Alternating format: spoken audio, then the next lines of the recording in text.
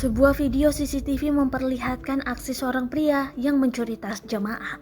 Video tersebut pun ramai beredar di media sosial. Salah satu akun yang mengunggah adalah akun Facebook @seputarbinjai2 Kamis 11 November 2021.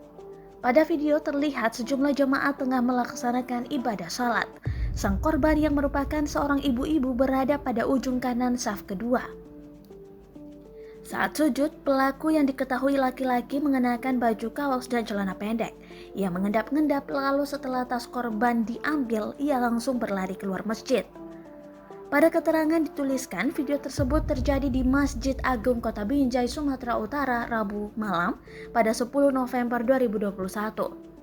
Korban merupakan warga kota Medan yang singgah untuk melaksanakan sholat. Ia sempat melakukan pengejaran namun tak berhasil.